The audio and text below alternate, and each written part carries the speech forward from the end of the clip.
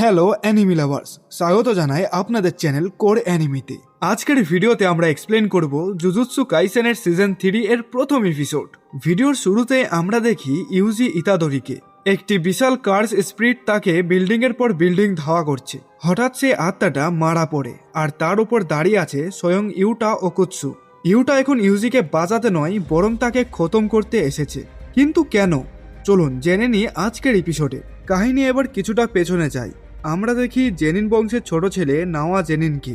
নাওয়াই মাকি আর মাইকে অত্যন্ত ঘৃণা করে, তার কাছে মেয়েরা মানে তুচ্ছ। সেখানে তার সাথে দেখা হয় ওজি আর জিনিচি জেনিনের। তারা নাওয়াকে শাসন করে কারণ তার বাবা নাওবিতো জেনিন এখন মৃত্যুর মুখে। নাওয়া তাচ্ছিল্য করে বলে, কে পরোয়া করে, আমি তো জেনিন বংশের পরবর্তী হেড হব। সে তার ভাইদের এবং তোজি জেনিনকেও অপমান করতে ছাড়ে না। ঠিক তখনই খবর আসে নাওবিতো জেনিন মারা গেছেন। তার উইলে লেখা ছিল নাওয়াই হবে নতুন হেড, কিন্তু একটি শর্ত আছে। যদি গোজো সাতোরু মারা যায় বা তার ক্ষমতা হারায় তবে উত্তরাধিকারী হবে মেগুমি ফুশিগোরো, আর জেনিন বংশের সব সম্পদ মেগুমির নামে হয়ে যাবে। নাওয়া ঠিক করে মেগুমি আর ইউজি ইতাদোরিকে সে একসাথে শেষ করে দেবে যাতে তার পথের কাঁটা সরে যায়। অন্যদিকে ইউজি আর চোজো এখন টোকিওতে। ইউজি অনুভব করছে সুকুনার পাওয়ার আগের চেয়ে অনেক বাড়ছে।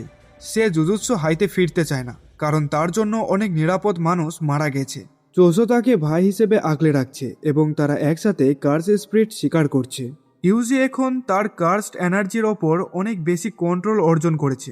চোজো মনে মনে ভাবে ইউজি যেন একজন ডিমন গড হয়ে উঠেছে। ঠিক তখনই সেখানে নাওয়া জেনিন হাজির হয়। সে ইউজিকে জানায় যে গোজো এখন নেই, তাই হায়ার অফিসার তাকে মৃত্যুদণ্ড দিয়েছে। নাওয়া তার সুপারফাস্ট স্পিড দিয়ে ইউজি আর চুসোকে পাত্তা দিচ্ছিল না। কিন্তু তখনই পুরো পরিবেশ কাঁপিয়ে এন্ট্রি নেয় ইউটা ওকুৎসু। ইউটাকে দেখে নাওয়া খুশি হয় কারণ দুজনেই ইউজিকে মারতে এসেছে। চুসো বুঝতে পারে ইউটা কতটা ভয়ঙ্কর। সে ইউজিকে পালাতে বলে। ইউজি পালানোর চেষ্টা করে কিন্তু ইউটা বিদ্যুতের গতিতে তার সামনে চলে আসে। শুরু হয় এক ভয়ঙ্কর লড়াই। ইউটার ভিতরে থাকা কার্স এনার্জি দেখে ইউজি শকড হয়ে যায়। ইউটা জানায়, আমার কার্স এনার্জি গোজো সেন্সের চাইতেও বেশি, তবে গোজোর মতো 6 আইস নেই বলে তার এনার্জি শেষ হতে পারে, কিন্তু লড়াইয়ে সে তাকে হারিয়ে দেবে। ইউটা তার তরোয়াল দিয়ে ইউজিকে স্ট্যাব করে ফেলে। ইউজি একটি ছুরি দিয়ে ইউটার হামলা ঠেকানোর চেষ্টা করে এবং এক পর্যায়ে ইউটার তরোয়ালটি ভেঙে দেয়। ইউটা অবাক হয়ে যায় যে ইউজি কতটা দক্ষ, কিন্তু তখনই ইউটার কার্স স্পিরিট রিকা পেছন থেকে ইউজিকে ঝাপটে ধরে। ইউজি এক চুলও নড়তে পারছিল না, আর সেই সুযোগে ইউটা তার ভাঙা তরোয়াল ইউজির বুকের মাঝখানে ঢুকিয়ে দেয়। ইউজি ইতাদোরির মৃত্যু হয় এবং এপিসোড এইখানেই শেষ হয়। তো বন্ধুরা, ইউটা কি সত্যি ইউজিকে মেরে ফেললো নাকি এর পিছনে অন্য কোনো রহস্য আছে? আমরা পরের এপিসোড খুব শীঘ্রই নিয়ে আসছি।